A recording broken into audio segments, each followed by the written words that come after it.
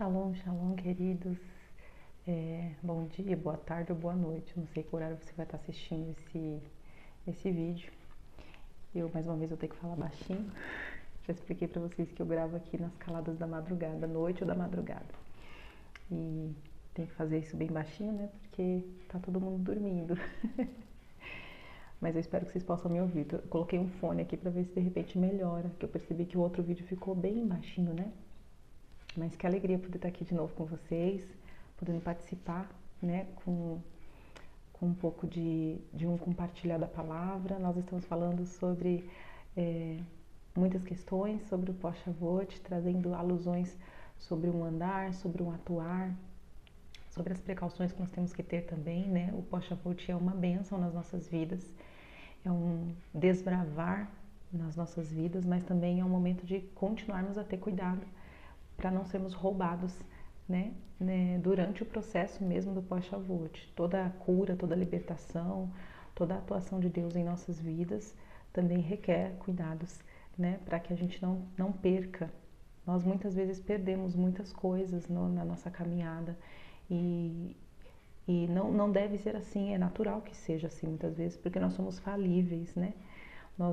Muitas vezes nós nos machucamos e esquecemos de nos levantar dessas machucaduras, esquecemos de curar essas machucaduras e às vezes nós perdemos algumas atuações de Deus, alguns lugares de governo de Deus, porque ficamos paralisados por machucaduras, por tantas questões, né, da nossa vida. Mas que essa não seja a forma natural de andarmos, que essa seja uma ocasião ou outra que pode ter ocorrido e que agora estejamos sendo tratados, curados, libertos pela sua palavra, para nunca mais paralisarmos, nem voltarmos, nem olharmos para trás, mas caminharmos para o alvo da soberana vocação de Deus. Amém? Eu quero orar com vocês. Pai, que neste momento em que eu estou aqui falando e que este vídeo vai chegar aos corações dos meus irmãos e irmãs, que a tua presença seja o embasamento, seja o acolhimento, seja o convencimento, seja tudo que nós precisamos e queremos. Senhor, nós queremos a tua presença no falar, no pensar, no concluir, no sentir, em toda a nossa forma de andar, viver e de ser.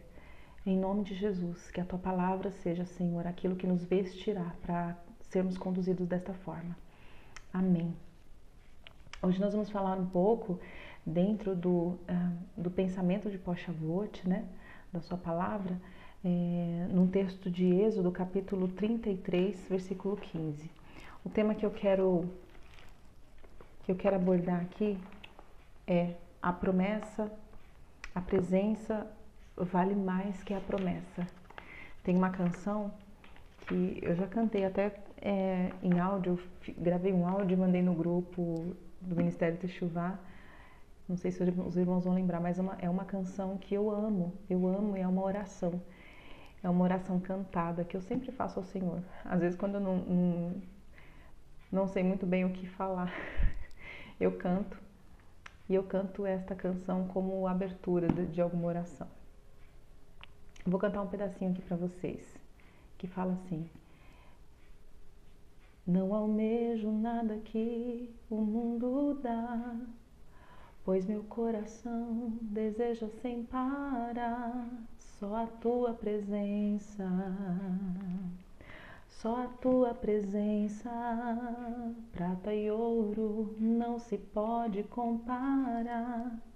Nada que existe pode se igualar com a tua presença. Com a tua presença, é a tua presença. É a tua presença que me faz caminhar, que me faz descansar, que me faz confiar em ti. É a tua presença. Quando sinto uma brisa no meu rosto, que me levanta e me faz seguir de novo. É a tua presença, é a tua presença. Eu não saio e nem me mexo do lugar, se tu não fores comigo a me acompanhar. Só com tua presença, só com tua presença.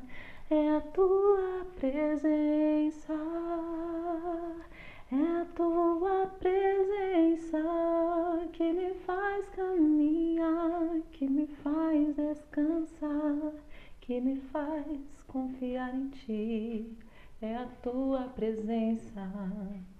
É uma canção de uma dupla chamada Canção e Louvor, Cláudio e Cláudia. Eu não lembro se eles se apresentam, não, acho que se apresentam como dupla Canção e Louvor. É mais fácil vocês acharem se vocês quiserem escutar na íntegra, tá bom? Espero que esse vídeo não fique taxado nem seja derrubado, né? Porque às vezes quando tem canção, mas acho que é só quando é tocado mesmo. Êxodo capítulo 33, versículo 15, eu cantei essa música porque essa música, a segunda estrofe fala sobre esse trecho. Diz assim, 33 e o versículo 15. Meu Deus, por que eu esqueço meu óculos? Então Moisés lhe declarou: se não fores conosco, não nos envie. Como se saberá que eu e o teu povo podemos contar com o teu favor se não nos acompanhares? Que mais poderá distinguir a mim e a teu povo de todos os demais povos da terra? Na verdade, eu queria ler somente essa parte. Então Moisés lhe declarou: se não fores conosco, não nos envie. Que coisa poderosa, né? Veja só, vocês devem lembrar desse episódio, a gente já falou sobre essa parte da história em algumas outras ocasiões, creio que a Dulce também já falou muito sobre isso. O povo tinha feito um dos piores atos deles. Eu nem sei classificar quais eram os piores atos que o povo de Israel conseguiu fazer, né, com Deus. Mas o fato é que o povo tinha saído do Egito, tinha caminhado, visto tantas maravilhas de Deus, e Deus sempre prometendo: eu vou livrar vocês, e continua marchando, e vai, não, eu vou trazer pão, a roupa vai crescer, não se preocupe e tal, tudo. Deus prometia as coisas e cumpria, e eles estavam vendo na íntegra toda a promessa que Deus fazia através de Moisés. Moisés trazia, era porta-voz de Deus, e se cumpria ali. E aí Deus promete para esse povo: por que eu estou tirando vocês do Egito? Porque eu vou dar para vocês uma terra que mana leite e mel. Essa terra tem tudo. Eu estou prometendo que eu vou guiar vocês nesse caminho até esse lugar que tem tudo. Meu Deus, você imagina você agora, aqui na sua vidinha brasileira, falando assim: olha, eu vou dar aqui um exemplo bem assim, né? Sai do seu emprego que você tá, não sei, sai da cidade que você tá, sai do lugar que você tá, e eu vou guiar você. Confia que eu vou guiar você no caminho inteiro, eu vou falar com vocês no caminho inteiro, você vai ter um porta-voz, tal. Eu vou colocar vocês numa casa de não sei quantos quartos, vou dar um carro 0 quilômetros, vocês não vão pagar nem gasolina, vocês vão ter gasolina grátis durante 10 anos. Vou preparar aí alguém que vai abençoar vocês com gasolina sem vocês precisar. Faculdade para seus filhos, escola para seus filhos de graça, a melhor escola da cidade. Vai ter salário, vai ter tudo. Vocês vão trabalhar, mas vocês vão trabalhar numa terra que já mana leite e mel. Vocês não vão trabalhar num lugar que é uma escassez, sabe? Vocês não vão ter que arrancar toco, não é nada disso. É uma terra que já mana leite e mel. Mas, sim, vai ter uns percalços até vocês conquistarem essa terra, né? Que afinal de contas nada é assim tão de mão beijada, vocês precisam dar valor que vocês vão ter. Então vai ter uns inimigos ali, mas assim, os inimigos vai ter os inimigos meio esquisitos, mas eu sou o Deus Todo-Poderoso que está com vocês. E não vai ter um inimigo que vai ficar de pé. Vocês vão vencer todos eles, porque eu estou garantindo pela minha força que vocês vão vencer todos eles. Né? Então, assim, não vai ter essa dificuldade toda. Vai ter a dificuldade, mas vai ter uma força muito maior sobre essa dificuldade que vai fazer com que essa dificuldade vire algo assim acessível a vocês conquistarem, não vai ser uma conquista impossível, né? Então, que promessa poderosa que Deus fez para o povo. Mas não bastou isso, o povo foi lá, Moisés ia se encontrar com Deus para receber as direções, Moisés ia se encontrar com Deus e cada vez que Moisés ia, ficava um tempo com Deus. Moisés, eu tenho certeza que a Bíblia não conta tudo. A Bíblia não teve condições de contar tudo, né? Contou o que nós precisávamos ouvir, mas eu tenho certeza que era muito mais do que isso. Moisés não ficava só ouvindo instruções de Deus. Moisés se relacionava naqueles encontros, né? Descia com as instruções, mas completamente encharcado de um relacionamento que ele tinha tido, visão, audição, presença de Deus, né? Que a gente fica, desculpa falar aqui, com uma inveja santa. Se existe uma inveja santa dessas coisas, eu acabei de inventar. Eu acho que é mais ou menos isso o sentimento que nós, de repente, iríamos ter. Um desejo santo, né? Um desejo exacerbante, né? Exacerbador disso aí. Nem sei se existe essa palavra. Mas o fato é que o povo construiu um bezerro de ouro.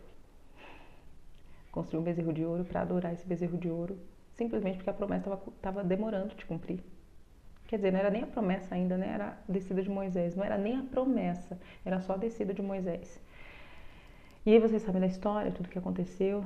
Daqui a pouco Moisés recebe de Deus a seguinte declaração: Moisés, eu vou guiar vocês até a terra prometida, mas eu não vou com vocês, porque se eu for com vocês, a minha presença vai destruir esse povo. Esse povo tem um coração difícil. O seu povo tem um coração difícil. Deus estava tão assim, arisco com o povo, se é que eu posso falar dessa forma, porque Deus não fica arisco, né? Deus estava realmente tentando engolir, naquele momento, olha o meu olhinho aqui, ó, Deus estava tipo, tentando engolir aquele povo, que ele nem chamou de meu povo, ele chamou de seu povo. Se virei com esse trem. E Deus faz uma promessa.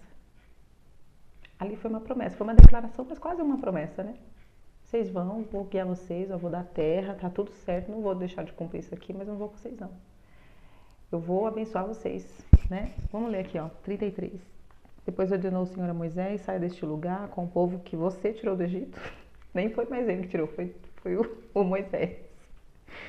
Eu dou risada, gente, porque, né, você imagina que um pai, um mordido falando isso. E vá para a terra que prometi com juramento a Abraão, Isaque e Jacó, dizendo: eu darei a seus descendentes e mandarei à sua frente um anjo e expulsarei os cananeus, tal. Ó, vai estar tudo garantido, tá? Vou mandar um agente daqui do céu, tá tudo certo, vou ajudar vocês em tudo, mas eu não vou não. Se eu for, eu esgano vocês, mato vocês tudo. Esse povo é muito esquisito. Então foi uma promessa que Deus fez, mas ele deu uma garantia, a promessa está de pé.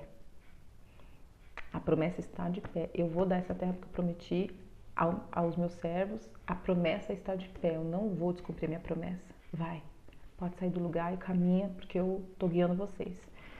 Então, Moisés então faz uma tenda, que ele chamou de tenda do encontro, lembram? Ele entrava para a tenda, o povo ficava lá de fora e de repente uma nuvem repousava. Todo o povo sabia que quando a nuvem repousava sobre aquela tenda, era porque Deus estava falando face a face com Moisés, como quem fala um amigo, é assim que a Bíblia declara. E é aqui que eu fico pensando, a Bíblia não fala tudo, né? Mas a Bíblia já deixou aqui a deixa, como quem fala com um amigo. Imagina as conversas que não se tinham naquela tenda, porque eu não acho que era apenas assim, Moisés, você tem que fazer isso, Moisés, você tem que fazer aquilo, Moisés, você tem que fazer aquilo outro. Não. Eu tenho impresso no meu espírito que era muito mais do que isso, que era realmente assim, quiçá, até umas risadas ali. Moisés, esse povo é esquisito, né, Moisés? Mas você aguenta, Moisés? Eu que sou Deus, não tô aguentando. Você aguenta como? Ah, Deus, você nem sabe. Tem hora que eu tenho vontade de puxar os cabelos de um, arrastar pela orelha e Deus assim, para, Moisés. Se eu tenho vontade de matar, tu não vai ter vontade de fazer isso? Deus, não, mas eu me contenho, Deus. Porque aí eu lembro do Senhor, que o Senhor é santo, o Senhor é maravilhoso. Gente, eu tô tendo uma conversa na minha mente com vocês aqui agora do que se eu encontrasse com Deus, nessa intimidade toda que Moisés tinha.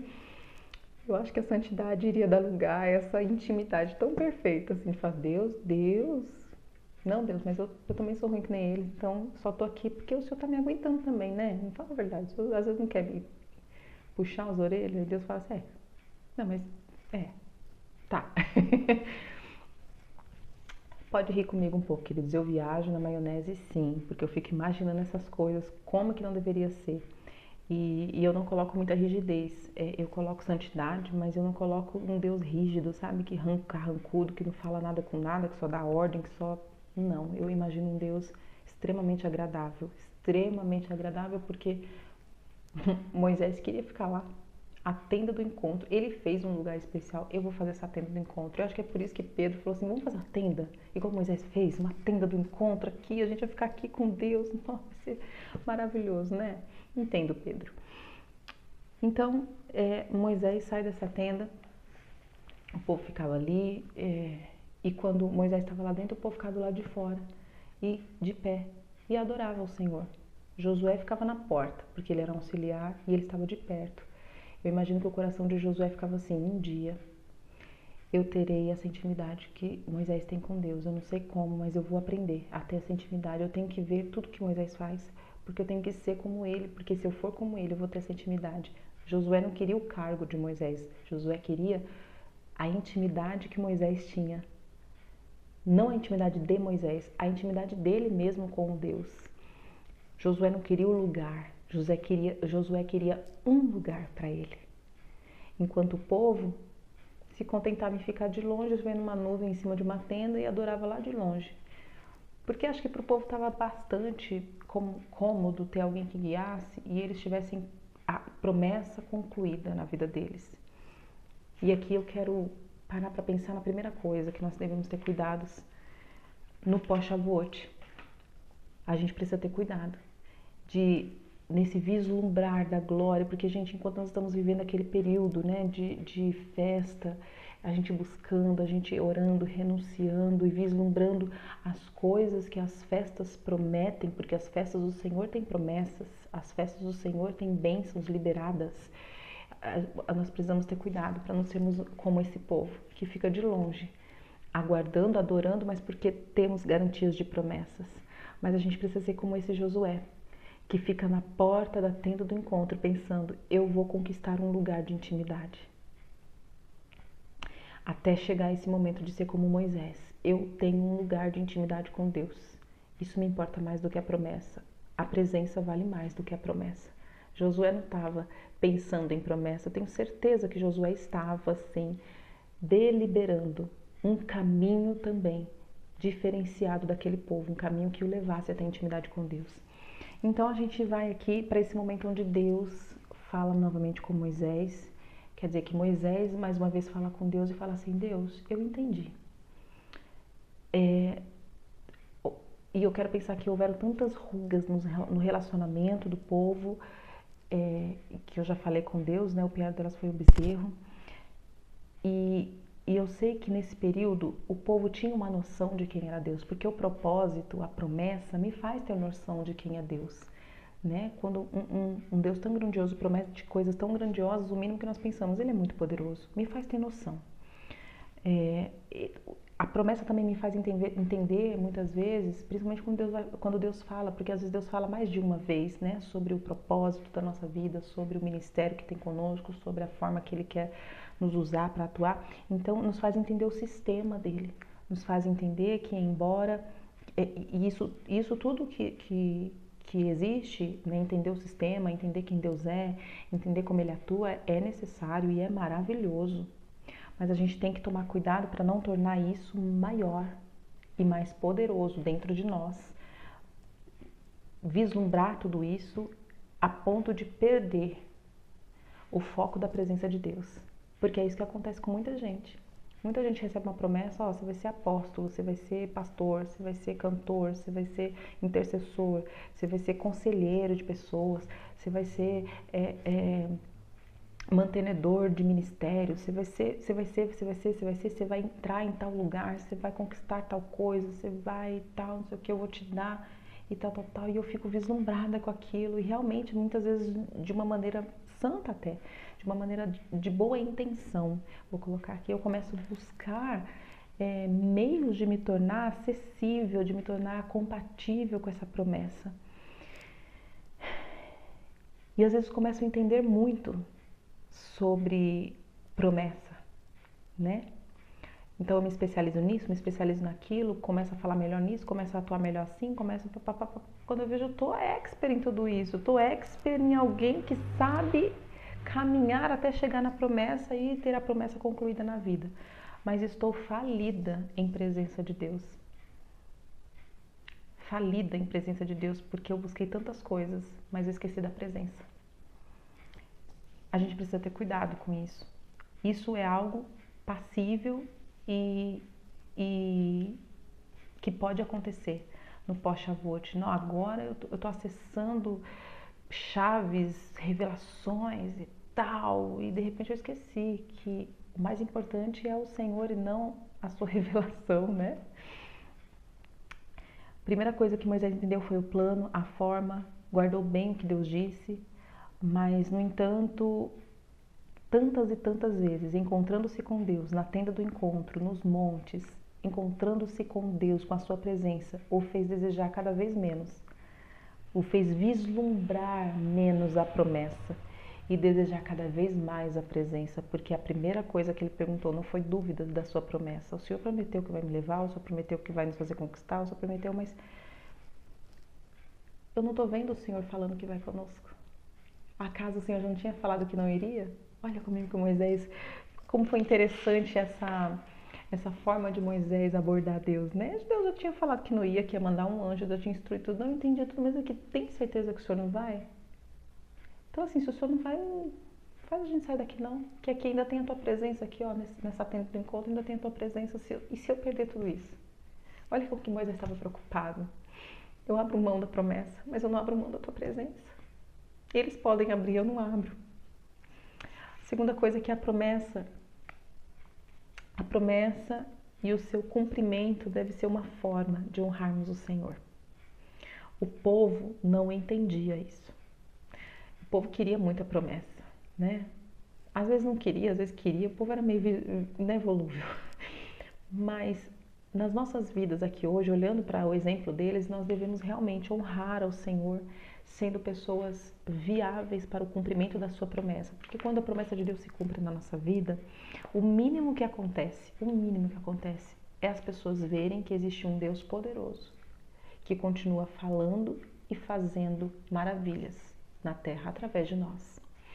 Então, a promessa deve ser uma forma de honrar o Senhor. Mas o caminho até essa promessa se cumprir, todos vocês devem concordar com isso, devem entender isso, que é árduo, é trabalhoso. Nem sempre nós estamos completamente viáveis para esse cumprir, né? Requer muitas vezes, inúmeras vezes, acho que em todo o processo, requer muitas renúncias, não é verdade? Vocês vão entender isso, eu estou falando aqui de uma forma bem mais simplificada, mas com certeza vocês vão entender isso, levando isso na alusão da vida diária de vocês. Quantas coisas vocês têm que renunciar, quantas coisas têm que ser colocadas em ajustes para que a promessa realmente se cumpra. Eu tenho uma promessa contigo de te levar às 4 nações, mas a gente não tem nenhum passaporte, né? E às vezes não tem dinheiro para comprar o passaporte, então às vezes tem que ajustar em algumas coisas financeiras, tem que não sei o quê, tem que... Então tem um caminho, né? No entanto, a presença do prometedor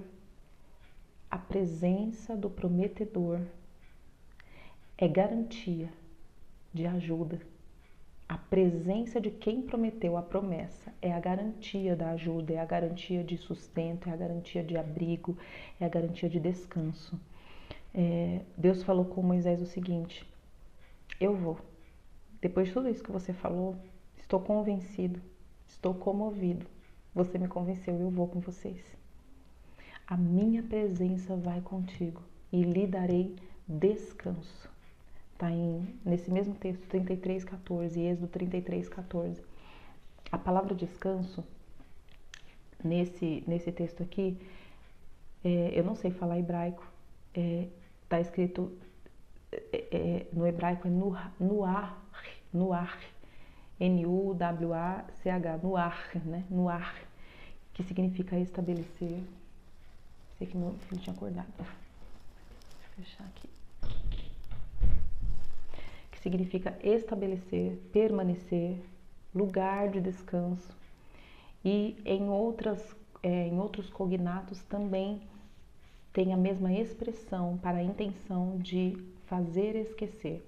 E fazer esquecer é a mesma raiz primitiva do nome de Benjamim. Então, o que eu entendo com isso? Eu entendo que quando você está trilhando este caminho até a promessa de Deus, por mais árduo que seja, trabalhoso que seja, doloroso que seja, tudo que possa ser, a presença de Deus vai te trazendo refrigério, vai te trazendo cura, vai te trazendo condições de quando você chegar na promessa, você não está detonado pelo caminho. Entende o que eu digo? Você não vai estar que nem aquelas pessoas que quando chega na promessa, a promessa se cumpre, a pessoa está assim, nossa, mas você chegou nesse lugar, cheguei. Quiseram nem ter chegado.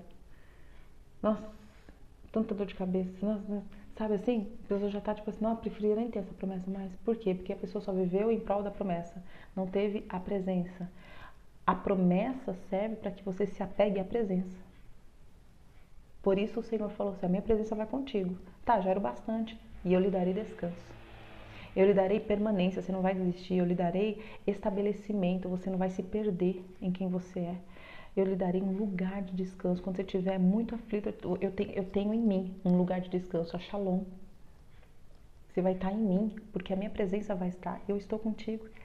Então, como você vai estar em mim, este lugar em mim, em você, não vai te deixar ser, não vai te deixar ser destruído pelas coisas que acontecem no caminho até chegar à promessa.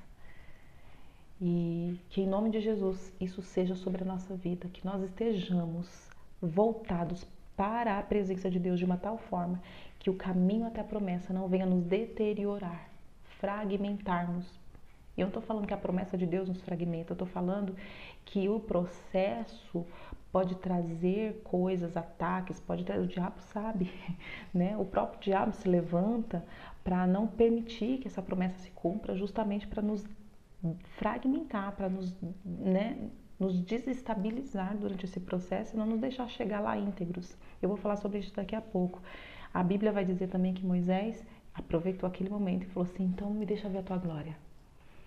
E aí o Senhor começou a falar assim, olha, tá, eu vou deixar você ver minha glória e eu vou pronunciar o meu nome a você. Essa parte me chamou muito a atenção porque eu fico imaginando como que se deu isso, essa palavra pronunciar. E pronunciar é mostrar, é revelado com clareza. Ninguém conhece o nome de Deus, mas Moisés conheceu.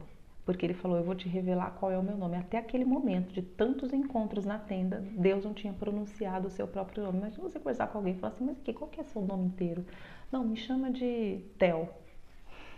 Eu tenho meu apelido chama Theo, as pessoas me chamam de Theo. Então de Kelinha, né? Ah, me chama de Theo, me chama de Chu. Eu fui participante de uma banda chamada Groove Soul há muito tempo atrás.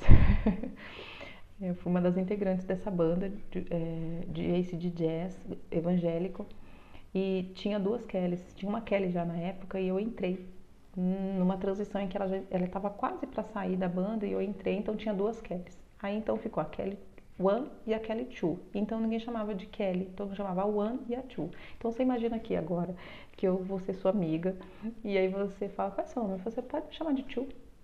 Tá, mas qual que é o seu nome? Two já tá bom. E a gente se encontra, a gente sai junto e a gente tá, e você vai na minha casa, eu vou na sua, e você só sabe meu nome, Two. Aí um dia eu falei assim, ok, vem cá. Vem hoje pra jantar comigo e eu vou te revelar meu nome. Foi mais ou menos assim que eu imagino que aconteceu com Moisés. Deus falou assim, agora que você quer conhecer minha glória, então não é justo você conhecer minha glória e não saber o meu nome. Vou te pronunciar o meu nome. Porque a promessa toda fez você ter noção de quem eu sou.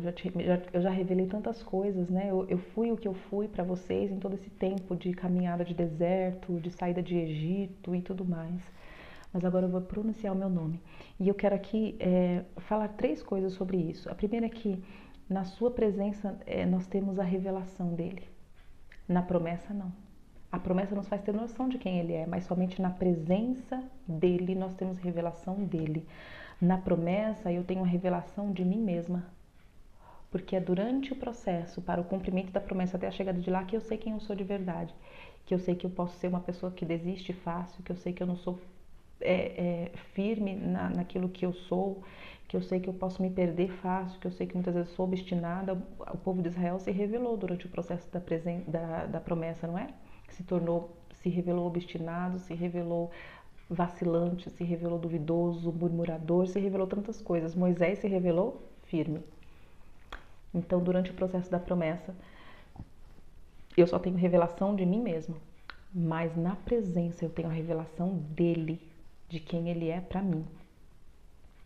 E quando eu conheço ele e conheço o seu nome, conheço quem ele é pelo nome para mim, porque muitas vezes ele vai se apresentar para mim como o Deus Rafa, ou para você como o Deus Jireh, né? Enfim, ele vai se revelar com o nome dele para aquilo que é necessário para nós em cada momento. Em cada momento ele vai se revelar, eu sou, o que eu preciso ser para você. Mas nesse revelar, os meus ouvidos são limpos. São limpos do quê? Daquilo que pode me fazer perder a promessa. Então é somente na presença que eu tenho isso. Só a promessa não me garante nada disso. Por mais que a promessa seja de alguém todo-poderoso, hein? Seja alguém, o Deus todo-poderoso. Mas a promessa em si só não garante. Eu vou dar um exemplo aqui. Eu tenho esse copo d'água e você quer água. E eu tô te prometendo que eu vou te dar esse copo d'água. No entanto, os seus braços até alcançar esse copo são curtos demais. Você não os alcança. Eu estou te prometendo que enquanto você ouvir a minha voz, eu vou aproximar esse copo de você. Agora, se você focar somente no copo, você não tem a garantia de que esse copo vai chegar até você. Você tem que focar em mim.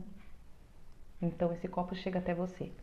É mais ou menos assim. Essa aqui é a promessa. E essa aqui é o personagem Deus, né? O personagem que eu tô falando assim, a figura Deus. Eu não posso focar na promessa, eu tenho que focar em Deus. É Ele que me garante o copo chegar até mim. Amém? E quando Deus falou assim, eu vou pronunciar o meu nome, é porque os ouvidos de Moisés iam ser limpos de todas as agressões que o impedissem de continuar permanente, de continuar estabelecido, de continuar no descanso. Lembra? Minha presença vai contigo, lhe darei descanso. Mateus 28:20 diz assim, é uma promessa linda, é a promessa mais preciosa que nós temos, uma das mais preciosas que nós temos. Eis que eu estou convosco todos os dias, até a consumação dos séculos. O que ele está falando? Estou convosco em cada etapa da promessa, até que ela se cumpra completamente. Não se perca de mim. Não saia da minha presença, não foque em outra coisa que não seja a minha presença. Nós precisamos ter essa identidade dentro de nós garantida. Nesse mês que entra agora, que já entrou, né, mês de Ável, mês do Pai, nós precisamos ser esses filhos, né, que estão estabelecidos e olhando para o Pai, exclusivamente para o Pai e não para as coisas que o Pai tem somente, né? A promessa ela precisa ser um ambiente propício para se cumprir. Veja que muitas das vezes o povo de Israel não conseguiu ser estabelecido em sua promessa porque eles não estabeleceram um ambiente propício para a promessa se cumprir. O apóstolo Éder uma vez falou, e a profeta Andréa também falou a mesma coisa, sem os dois nem terem sabido um do outro, mas os dois falaram a mesma coisa. Quando o Senhor declara, eu sou o príncipe da paz. Não é que ele vai vir trazer toda a paz que você está aí na tribulação. Eu sou o príncipe da paz, quer dizer que eu governo sobre um lugar onde a paz está estabelecida. Ou seja, você tem que procurar ter o coração pacífico, o coração em shalom. Então eu vou te governar a partir desse ambiente que você estabeleceu para mim. Né? Nós falamos num louvor assim, ó. A ti fazemos um trono de louvores. Ou seja, eu preciso ter um trono que eu estabeleci para que o Senhor reine. E não posso ter um trono para a promessa. Tem gente que entroniza a promessa. Eu quero entronizar o Senhor da promessa. Amém?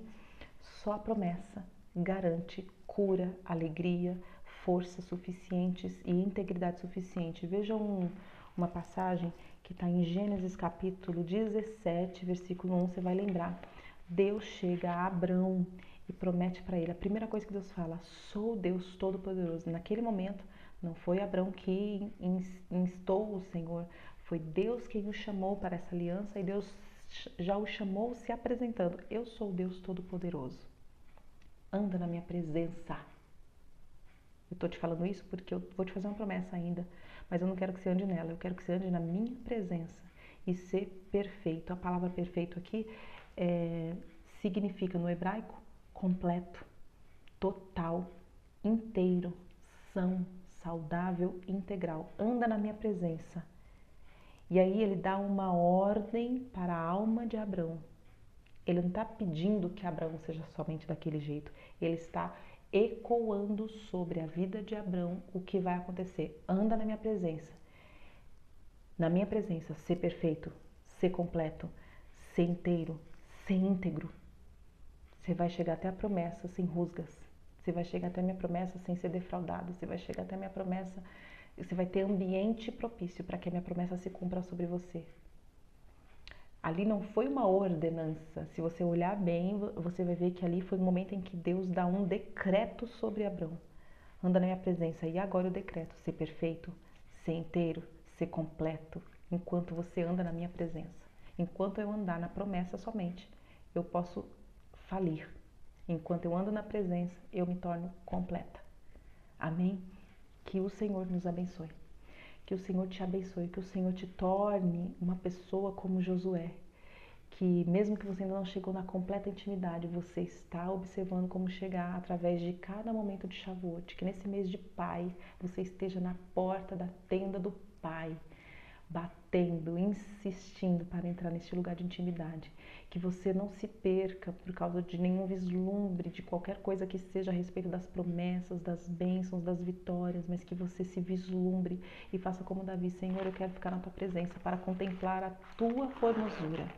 Que essa seja a sua maior e melhor insistência, que essa seja a sua maior vontade nas nossas vidas, né? Eu desejo isso para mim, como eu oro por você também, em nome de Jesus. Que o Senhor te abençoe, que o Senhor te guarde de toda queda, que o Senhor te guarde de toda desistência, que o Senhor te guarde de toda ferida, de toda mágoa, que o Senhor te guarde, em nome de Jesus, de toda desesperança que possa querer bater na porta do seu caminho durante o processo, até a conquista da sua promessa. O Senhor tem muitas promessas para nós. E que você possa ser aquele que vai honrar o Senhor através de um ambiente propício para que todas elas se cumpram. Que nada do Senhor se perca sobre a sua vida, mas que tudo venha a se cumprir no tempo e da forma como Ele planejou para você. Em nome de Jesus. Amém.